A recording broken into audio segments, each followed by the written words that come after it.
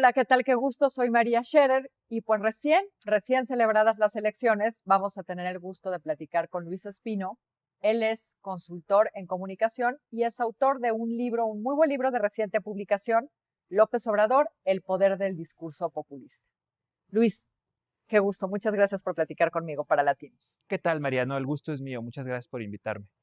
Eh, Luis, las dos coaliciones, la coalición del presidente López Obrador y la coalición del PRI, PAN y PRD, le apostaron, creo que en la misma medida, a la polarización del electorado y en mucho menor medida, bueno, ya me dirás tú, en, en ganarse a otras franjas del electorado distintas a su fuerte, ¿no? A su base. Dado esto, ¿crees que lo que vamos a ver en los años que vienen, en lo que resta del sexenio, es digamos, una profundización de esa polarización? Sí, es de esperarse que O ya sí. no hay para dónde. No, sí hay. Bueno, Siempre hay. si algo demuestran las experiencias populistas en el mundo, es que la historia no se puede terminar en y se repartieron los votos y contaron las curules y vivieron felices Fueron para felices para siempre. siempre. No puede terminar ahí el relato, sobre todo del lado del populismo. El motor del discurso populista es el conflicto. Y el conflicto se tiene que mantener vivo y siempre tiene que haber un nuevo enemigo, un nuevo adversario, un nuevo desafío al movimiento que es acechado, ¿no?, por fuerzas oscuras desde varios lados.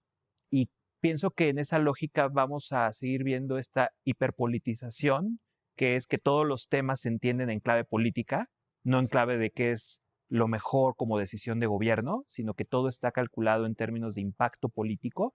La hiperpersonalización, que es pues tratar de llevar todo a esta lógica a favor o en contra de AMLO y como consecuencia una mayor polarización.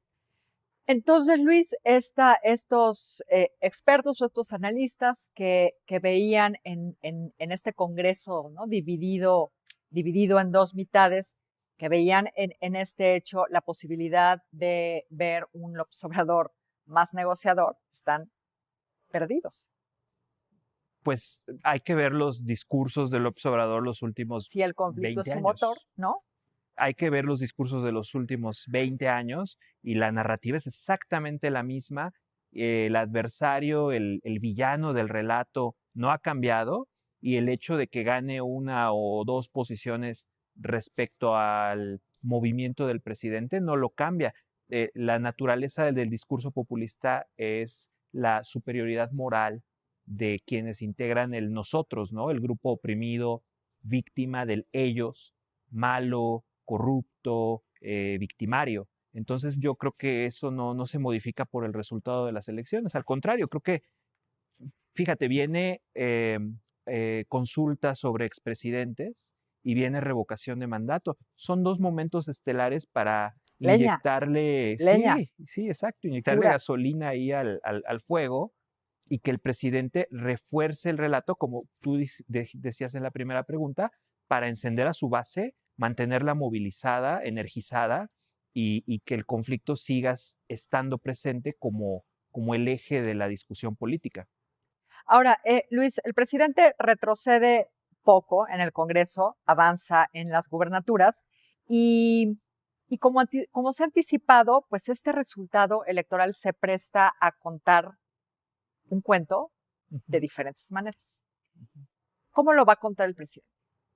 Bueno, el presidente ya empezó a contarlo desde el Desde día la mañana. siguiente, ¿no? Desde el día después. Ujú. Y el relato del presidente es, vencimos a pesar de, ¿no? Por primera vez ya el gobierno federal, según él, no se mete a la elección y entonces hay elecciones más limpias, más libres que antes. Y él habla de una victoria, de un refrendo de la confianza de la gente a su proyecto. Parcialmente cierto por los resultados que se ven en el Congreso, donde Morena sigue siendo fuerza dominante, y ni se digan las gubernaturas, donde la verdad es que sí tuvo un desempeño mejor que el que muchos analistas habían predicho y que las encuestas también habían pronosticado. Y creo que ese relato él lo va a seguir contando como que la mayoría, o como él dice, él ha dicho de la clase media para abajo, que es mayoría, confía en él personalmente en el rumbo del proyecto político que él encabeza. Y ahora la oposición, pues yo decía ahí en un tuit que, pues si bien esto no fue el Waterloo de López Obrador, creo que sí podemos pensar que es el Dunkerque de la oposición, haciendo referencia a esta evacuación del ejército inglés en la Segunda Guerra Mundial que les permitió reagruparse y pues ahí presentar nuevas batallas. Creo que la oposición vive para pelear otro día y simplemente la narrativa que va a manejar de ahora en adelante es que sí va a ser un dique eficaz, que sí va a tener presencia suficiente para parar las iniciativas más radicales del presidente, todos los cambios constitucionales, que ahora está esta discusión de que si a cuántos votos se queda el presidente de modificar la Constitución, si eso importa o no, ¿no? Ese ya es un debate político, ¿no? Y de análisis de cuántos curules al final queda cada bancada, pero creo que la historia que va a contar la oposición es que adquiere nuevo oxígeno, nueva fuerza, que ahora sí tiene presencia, no es esa oposición borrada del mapa que muchos veíamos antes de la elección y van a decir que están ahora en mejor posición para darle batalla al presidente hacia 2024. Ahora, el relato del presidente o la, no sé si decir virtud, pero la capacidad que tiene el presidente es de contar estas historias aun cuando no tenga base alguna en la realidad, ¿no? ¿La Ujú. oposición puede hacer lo mismo o la oposición necesita contar el cuento este que va a contar a partir de ahora, ¿no? De algo así como su renacimiento basado en hechos. O sea, pienso, por ejemplo, específicamente en las votaciones que vengan en el Congreso. No, bueno, la posverdad, ahora sí que es un arte difícil de manejar y nadie como el presidente para efectivamente, en vez de que sus palabras describan los hechos, él generar una realidad y nuevos hechos con sus discursos. No veo en la oposición a alguien que sea capaz de eso, sobre todo porque también la parte más crítica de la sociedad y la parte intelectual, académica, sí le exige a esta oposición. La oposición no sé si le ha hecho mucho caso y ha escuchado mucho de esas críticas y pues ve los periódicos hoy, el día después de la elección, y ve las redes sociales. ¿Qué se le pide a la oposición? Oigan, nunca hicieron el acto de contrición, nunca nos explicaron qué pasó en el 18, no hay propósito de enmienda, los liderazgos no se renovaron, en fin, o sea, todos esos pasos que la oposición tenía que dar para recuperar lo que yo llamo el derecho de hablar, o sea, el permiso de las audiencias para escucharte, que es vital en retórica y en política, no se dieron. Aún así, mucha gente sí encontró en la oposición un vehículo para expresar un voto de castigo al desempeño del gobierno, como encontró en López Obrador 3 años antes ese vehículo, sin necesariamente estar realmente convencidos, ¿no? Ideológicamente o por las propuestas, como decías al principio. Ujú. Pero pues en este juego de votar por lo menos malo, pues no, realmente no haces crecer tu base, realmente no le estás hablando a los moderados que apoyaron a López Obrador, que saben que lo está haciendo mal, y tú como oposición creo que ese es el siguiente paso y el reto, crear un discurso con propuestas, con ideas y con liderazgos renovados que le hablen a esos moderados, ese voto débil de López Obrador si realmente le quieren ganar en el 24. Sí, de los liderazgos renovados se ve que lo vamos a posponer para 2024. Em, Luis, hay un equilibrio de fuerzas distinto, ¿no? Ujú. Después de la elección. Morena necesita más que antes el respaldo de sus aliados. Entonces, ¿qué voz van a tener estas fuerzas más pequeñas? El Verde, el PT, Movimiento Ciudadano, que ahora van a gozar de un enorme poder. Voto por voto, prebenda por prebenda, ¿no? Yo creo que van a tratar de ir negociando cada votación, sobre todo el verde, ¿no? El PT me parece que por cuestiones ideológicas y de historia y de sus liderazgos, tal vez está más alineado con López Obrador y con Morena, pero el Partido Verde Ecologista de México, bueno, ¿qué Ni siquiera podemos se decir? preocupa por contar una historia, ¿no? El Partido Verde No ni necesita. siquiera hace ese esfuerzo, ¿no? Movimiento Ciudadano creo que sí está tratando de construir su discurso. Sí, exacto, está construyendo una marca, ¿no? Movimiento Ciudadano. Los dos me parecen muy fuertemente basados en marketing político. De buena calidad el de Movimiento Ciudadano me parece, que en términos de la hechura de los spots y la narrativa que iban planteando como tercera fuerza, les funcionó, pero no les funcionó tan bien por ir solos como al Verde por ir en coalición con la primera fuerza. O sea, el Verde hizo un negociazo redondo por donde se le vea y justamente el día de la elección sale Manuel Velasco a decir que van a replantear precios, ¿no? Porque bueno, no dijo así, dijo vamos a revaluar la Así lo alianza, leímos. pero exacto, exactamente. No hacía mucha falta leer entre líneas para darse cuenta que estaban hablando de que cambia el menú y cambia los precios, ¿no? Entonces, creo que el Verde es una apuesta que también otra fuerza política que no ha cambiado el discurso desde que surgió. Y va por temas muy concretos en sus spots.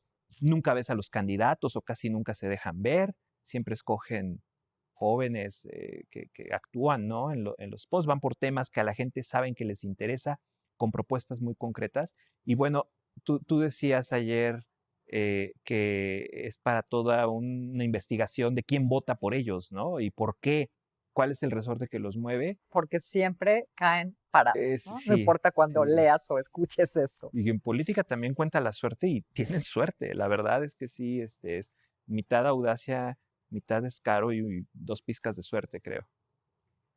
Eh, Luis, tras los resultados, ¿cómo crees que va a afrontar? Ya lo hablamos un poco, ¿no? Pero ¿cómo va a afrontar el presidente la segunda parte de su sexenio hablando de discurso, ¿no? ¿Cómo va a ser en este segundo tramo? ¿Crees que sea exactamente igual? ¿Crees que tenga, aunque sea alguna, no me cabe duda por lo que me dijiste que va a ser igual de beligerante, ¿no?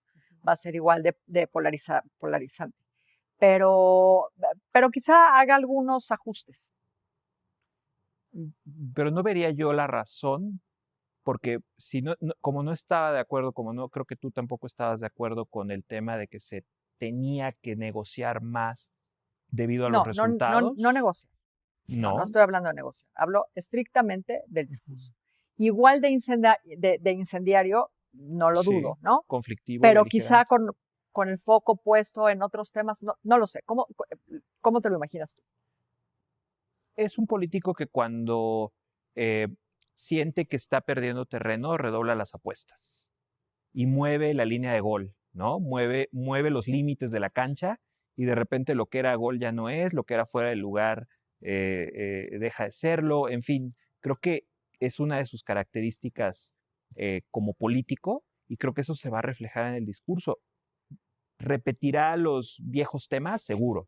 ¿Encontrará nuevos adversarios? ¿Encontrará nuevos motivos, nuevos temas para encender esos dos pues, ingredientes, esos dos elementos poderosos que él toca emotivamente en sus seguidores, que son la esperanza por un lado y el resentimiento por el otro? Yo creo que sí, yo creo que la apuesta va a ser esa, porque no quiere dejar de que este sea un proyecto transeccional y además, pues sí tiene que darle a la gente lo que en comunicación se llama motivos para creer, ¿no? Las razones para creer que este proyecto vale la pena y básicamente el principal motivo para creer que él da es que todo lo pasado fue lo peor que le pudo pasar a México. Pinta con una brocha muy gorda todo lo anterior a él y creo que en esa medida, como te decía, la revocación de mandato y el juicio a expresidentes, la consulta para juzgar a los expresidentes, le van a dar el combustible que él necesita.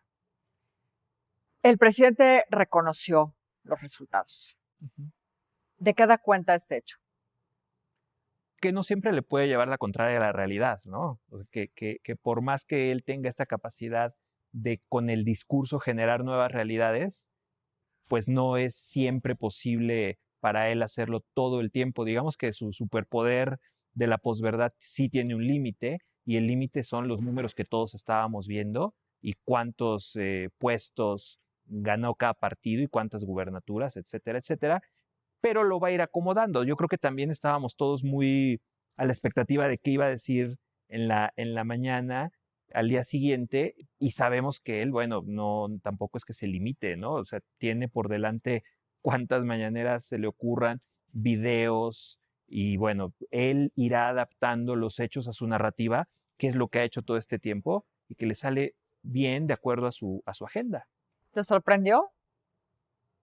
No, yo la verdad no esperaba que fuera a dar un rechazo tan tajante de que hubo un fraude o algo, porque eran muchas elecciones, eran muchos cargos en juego, y algo que los analistas políticos han estado diciendo, y lo decías tú ayer en la mesa política, era que hubo algo para todos.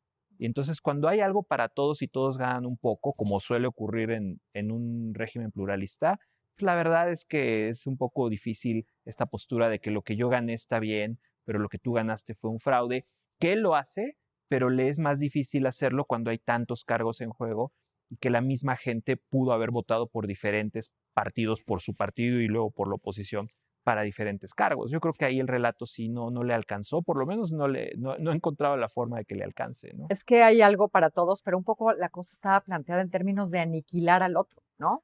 De Te voy a quitar el polarización. Congreso, te lo voy a arrebatar yo a ti.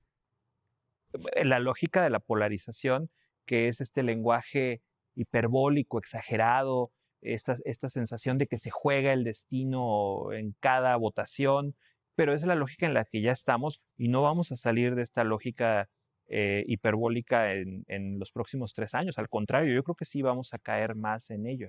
No vamos a salir de ella en los próximos 3 años, pero en los mismos términos, ¿crees que vaya a estar planteada la elección de 24? Depende de la oposición si es capaz de construir un discurso que retome muchos de los anhelos, de las demandas, de los deseos de los votantes, incluyendo, como te digo, a los votantes más blandos, a los que pueden cambiarse de López Obrador, a los que votaron por él en el 18, no tanto porque creyeran que él iba a solucionar todo lo que decía que iba a solucionar, sino porque quisieron dar un voto de castigo o porque estaban de acuerdo en un viraje ideológico, en fin, y que ven los resultados y que no están convencidos de que esos sean los resultados que él prometió, ¿no? Los que se dan cuenta de ello. Y creo que en la medida en la que la oposición realmente logre hablarle de esas aspiraciones, de esos anhelos, de esos deseos, sobre todo entre los jóvenes, sí puede hacerlo. Pero esa no es la lógica de la polarización. La lógica de la polarización es muy distinta. Tienes que convencer al electorado de que el otro es realmente lo peor que le puede pasar al país, dar las razones para creerlo, que es muy importante, que la gente lo vea, y entonces pues ahí el discurso se reduce a ellos contra nosotros, a la demagogia que como he dicho siempre es realmente el enemigo a vencer. No se trata de vencer a López Obrador en las urnas nada más. Si la demagogia sigue imperando como la forma dominante de que entendamos la política y participemos en la política, entonces las calamidades políticas de este país pues pueden seguir independientemente de lo que pase con López Obrador como persona, ¿no? Nos esperan años intensos. Luis, muchísimas gracias por platicar conmigo. No, al contrario, María, gracias a ti. Gracias como siempre a ustedes. Yo lo espero aquí la próxima semana, aquí en Latinus. Que le vaya muy bien.